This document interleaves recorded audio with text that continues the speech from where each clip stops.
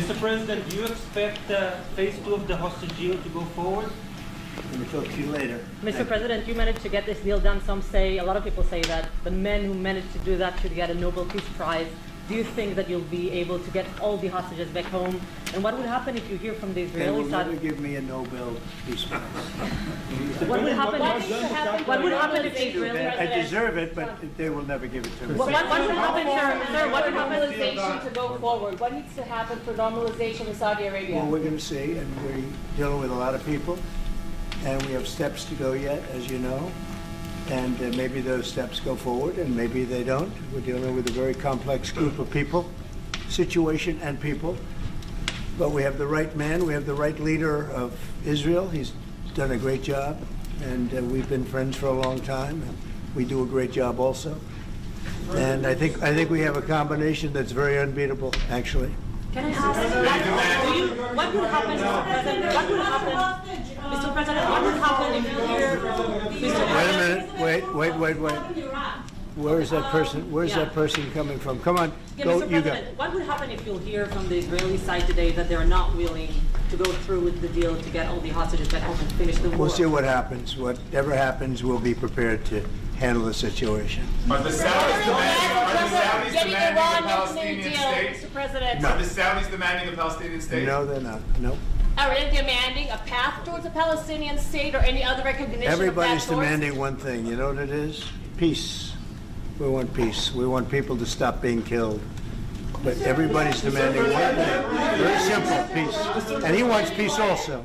Mr. President, do you think it's politically possible in Israel to get this deal done until the end? To get the deal done? Yeah. Sure. I mean, is it politically Why wouldn't a deal get possible? done? A deal can get done. We'll see what happens. We're dealing with very complicated people. But a deal can absolutely get done. President Israeli strike on Iran. We'll see what happens. President Trump, I was Prime Minister Netanyahu. We've heard Joe Biden and Donald Trump take credit for the hostage and ceasefire deal. Who do you think deserves more credit? I think President Trump added great force and powerful leadership to this effort. I appreciate it. He sent a very good emissary. He's helped it along. And, I'll just tell you, I'm happy that they're here. And I'm sure the President is happy that they're here. And I would think that's about enough. Prime Minister, what about Elizabeth Surkov, the Israeli hostage held in Iraq? What about the Israeli press taking a press conference in Israel and not in Washington? We would love to take a press conference to get into Prime Minister Netanyahu. A few more questions. Prime Minister Netanyahu, do you support going forward with this deal and getting all the hostages out? I support getting all the hostages out and meeting all our war goals. That include destroying Hamas's military and governing capabilities and making sure that Gaza never poses a threat to Israel again. Are you willing? All three. Are you willing And to those agree? Are you things willing go to agree? together? Are you willing Can to you agree promise to the Trump's families vision that you to do bring all the everything to think- get the I think- hostages out? Wait, I think wait. that I should One at a talk to time. One President at a Trump. time. So Okay? I'll ask, do you agree with Trump's vision of getting all the hostages back home, even if it means to end the war? Well, I'm not sure that you articulate correctly what the President's vision is. You can ask, he can speak for himself. He does that very, very well. I have my own views, 3 goals. Not 1, not 2, 3 goals, and I will meet all 3 goals. I think the President can help enormously. He brings fresh thinking. Can you address the Fresh fact thinking. that terrorists who murdered hundreds of people were listed their own as the part of the deal? It's a horrible thing. We can't forget it. I'll never forget it, and you can't forget it. And some people want to put it out of their memory, but we're not going to ever let that happen. It was a horrible day, October 7th. That was a horrible period of time. And a lot of people like to pretend it didn't happen. It happened. It's a big group of people that like to pretend it didn't happen, like the Holocaust didn't happen. Same mindset.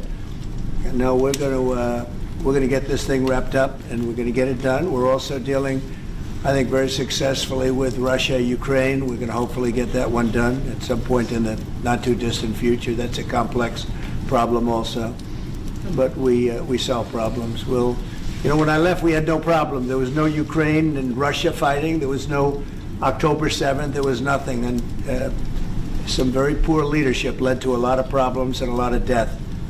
And it's a shame, but we'll put it out. We'll put out the fires. We have a lot of fires, but we'll put them out. Mr. President, why do you still support a Palestinian state like the peace plan you presented in January 2020? Is this plan still on the table? Well, a lot of plans change with time, and a lot of death has occurred since I left and now came back.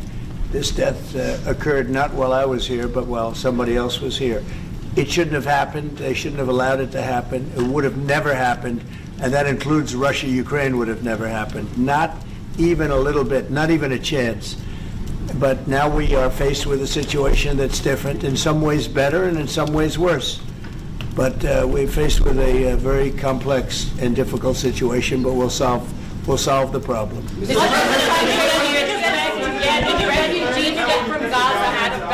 If not Jordan, Egypt, what other countries you think might accept Palestinians from Gaza? Well, I think Jordan and Egypt will. I know they've spoken about it with you, and they say they're not going to accept. I say they will.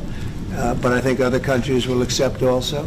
I think that Gaza maybe is a demolition site right now. If you look at Gaza, it's all, I mean, there's hardly a building standing, and the ones that are going to collapse. You can't live in Gaza right now, and I think we need another location. I think it should be a location that's going to make people happy. You look over the decades, it's all death in Gaza. This has been happening for years. It's all death. If we can get a beautiful area to resettle people permanently in nice homes and where they can be happy and not be shot, not be killed, not be knifed to death like what's happening in Gaza. And right now you have in Gaza a very dangerous situation in terms of explosives all over the place. In terms of tunnels that nobody knows who's in the tunnel. The whole thing is a mess. And I think that if we can resettle, and I believe we can do it in areas where the leaders currently say no. I mean, I've been saying that with Mexico, having to do with the border and all of the things, and you saw what happened, 10,000 soldiers, and they're going to do a good job. I really believe that, and I believe Canada's going to do a good job also. They said the same thing, and then they did something much different than what you were hearing. This is a very, very difficult situation, but we're going to get it solved. I don't think people should be going back to Gaza. I think that Gaza has been very unlucky for them. They've lived like hell. They lived like you're living in hell. Gaza is not a place for people to be living. And the only reason they want to go back, and I believe this strongly, is because they have no alternative. What's the alternative? Go where? There's no other alternative. If they had an alternative, they'd much rather not go back to Gaza and live in a beautiful alternative that's safe. Mr. President,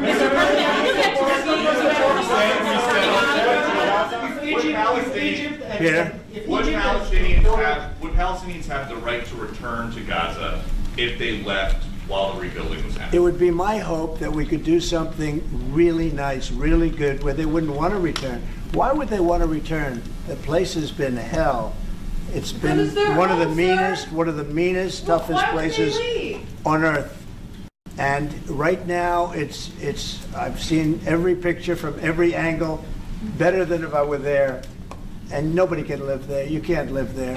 So if we can build them through massive amounts of money supplied by other people, very rich nations, and they're willing to supply it. If we can build something for them in one of the countries, and it could be Jordan, and it could be Egypt, it could be other countries, and you could build 4 or 5 or 6 areas. It doesn't have to be one area, but you take certain areas and you build really good quality housing, like a beautiful town, like someplace where they can live and not die. Because Gaza is a guarantee that they're going to end up dying. The same thing's going to happen again. It's happened over and over again, and it's going to happen again as sure as you're standing there, Peter. So I hope that we could do something where they wouldn't want to go back. Who would want to go back? They've experienced nothing but death and destruction. What will you do if Egypt and Jordan tell you no? What will you do then? Well, I don't think they're going to tell me no. Mr. President, I don't think they're going to tell me. What will you do for I think they're going to tell Biden no, and I think they're going to tell Other people, no. I So don't you think no. it will happen at the end? I think there's a good chance, yeah. How I'd like to see many it people are you thinking about? happen. All of them. I mean, we're talking All of the about Gazans. probably 1,000,007 people, 1,000,007, maybe 1,000,008. But I think all of them. I think they'll be resettled in areas where they can live a beautiful life and not be worried about dying every day.